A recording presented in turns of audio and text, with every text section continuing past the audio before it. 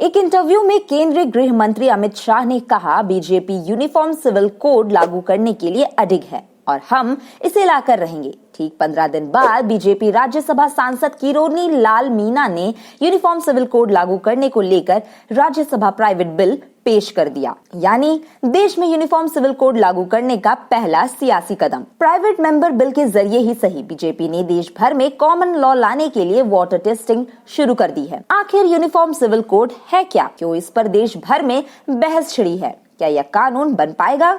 आइए इसे समझते हैं। आमतौर पर किसी भी देश में दो तरह के कानून होते हैं, एक क्रिमिनल लॉ और दूसरा सिविल लॉ। क्रिमिनल लॉ में चोरी, लूटमार, हत्या जैसे आपराधिक मामलों यानी क्रिमिनल केसेस की सुनवाई की जाती है। इसमें सभी धर्मों या समुदाय के लिए एक तरह ही की कोर्ट प्रोसेस और सजा का प्रावधान होता है, यानी मर्डर करने वाला किसी भी धर्म का हो, उसे दी जाने वाली सजा में कोई डिफरेंस नहीं होगा। वहीं दूसरी ओर सिविल लॉ में सजा दिलवाने की बजाय सेटलमेंट या मुआवजे पर जोर दिया जाता है। अगर दो लोगों के बीच प्रॉपर्टी का विवाद हो, किसी ने आपकी मानहानि की हो या पति पत्नी के बीच कोई मसला हो या किसी पब्लिक प्लेस का प्रॉपर्टी विवाद, ऐसे मामलों में कोर्ट सेटलमेंट कराता है, पीड़ित पक्ष को मुआवजा दिलवाता है। ब्याह और संपत्ति से जुड़ा मामला सिविल कोर्ट के अंदर आता है। सिविल कानूनों में परंपरा, रीति रिवाज और संस्कृति की खास भूमिका होती है। धर्म या समुदाय विशेष के लिए अलग अलग कानून भी होते हैं। यही वजह है कि इस तरह के कानूनों को हम पर्सनल लॉ भी कहते हैं। जैसे मुस्लिमों की शादी और संपत्ति का बंटवारा मुस्लिम पर्सनल लॉ के जरिए होती है, वहीं हिंदुओं की शादी हिंदू मैरिज एक्ट के जरिए होती है। इसी तरह ईसाई और सिखों के लिए भी अलग अलग पर्सनल लॉ है। इधर यूनिफॉर्म सिविल कोड के जरिए पर्सनल लॉ को खत्म करके सभी के लिए एक जैसा कानून बनाए जाने की मांग उठ रही है, यानी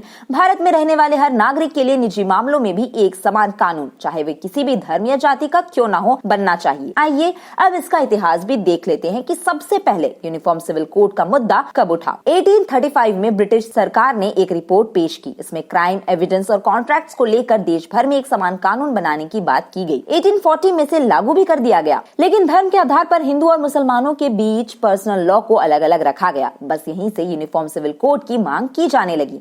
1941 में BN राव कमेटी बनी। इसमें हिंदुओं के लिए कॉमन सिविल कोड बनाने की बात कही गई। आजादी के बाद 1948 में पहली बार संविधान सभा के सामने हिंदू कोड बिल पेश किया गया। इसका मोटिव हिंदू महिलाओं को बाल विवाह, सती प्रथा, घूंघट जैसी गलत रिवाजों से आजादी दिलाना था। जनसंघ नेता श्यामा प्रसाद मुखर्जी, करपात्री महाराज समेत कई नेताओं ने इसका विरोध किया। उस वक्त इस पर कोई फैसला तो नहीं हुआ, लेकिन 10 अगस्त 1951 को डॉक्टर भीमराव अंबेडकर जी ने इस पर पत्र लिखकर नेहरू पर दबाव बनाया, तो वो भी इसके लिए तैयार हो गए। हालांकि राजेंद्र प्रसाद समेत पार्टी के आधे से ज्यादा सांसदों ने उनका विरोध कर दिया। आखिरकार नेहरू को झुकना पड़ा। इसके बाद 1955 से 1956 में नेहरू ने इस कानून को 4 हिस्सों में बांटकर संसद में पास करा दिया। अब देखते हैं कि क्या ये कानून इस समय संभव है कि ये पूरे देश में लागू हो सके। तो दोस्तों, यदि राष्ट्रपति की मंजूरी मिल जाए तो यह कानून बन जाएगा, लेकिन इसकी गुंजाइश बेहद कम है, क्योंकि इस मामले पर सुप्रीम कोर्ट, विधि आयोग के साथ कई अलग अलग स्टेट्स में भी इस पर बहस चल रही है। दूसरी तरफ यूनिफॉर्म सिविल कोड को लागू करने के लिए पुराने कानूनों में बदलाव के साथ